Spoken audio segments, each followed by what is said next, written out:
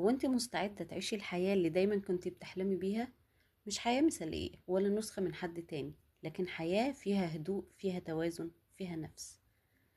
صباح جديد وشهر جديد، قررت أبدأ معاكوا تحدي نوفمبر 30 يوم أغير فيهم أسلوب حياتي. مش عشان أضغط نفسي أو أعمل كل حاجة صح، لكن عشان أرجع علاقتي بنفسي تبقى بسيطة ولطيفة تاني. هبدأ أول يوم بهدوء، هصلي الفجر وهفتح الشباك وهشرب كوباية مية وأنا ببص للنهار الجديد. عملت فطار بسيط حلو وكتبت نية اليوم في كشكولي. النهاردة أنا هختار الهدوء حتى لو الدنيا دوشة حواليا. كمان قررت أمشي شوية كل يوم، مش عشان أنقص وزني أو أحقق هدف، لكن عشان أتحرك بحب، أسيب جسمي يتنفس وأحس إني برعاه مش بعاقبه. واكتر حاجة بتعلمني اكون طيبة مع نفسي اني اسمح لنفسي بالراحة من غير احساس بالذنب. لو محتاجة يوم هدوء هاخده، لو عايزة انام بدري هنام، لو نفسي في حاجة حلوة هاكلها وانا مبسوطة ومش ندمانة.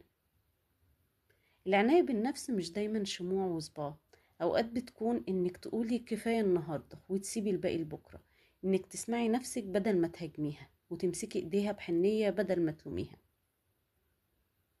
كل يوم في التحدي ده هيكون خطوة صغيرة ناحية طاقة أهدى وجسم أريح ونفس أصفى. مش هحسب الإنجازات، لكن هعد اللحظات اللي حسيت فيها بالسلام. 30 يوم من العناية، 30 يوم من التأمل، 30 يوم من التوازن، 30 يوم من النية الحلوة.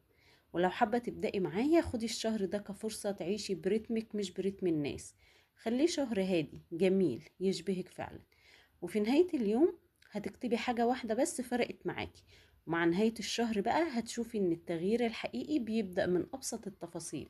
التغيير مش رفاهية، التغيير استحقاق. استحقاق انك تختاري نفسك وتعيشيها من غير خجل.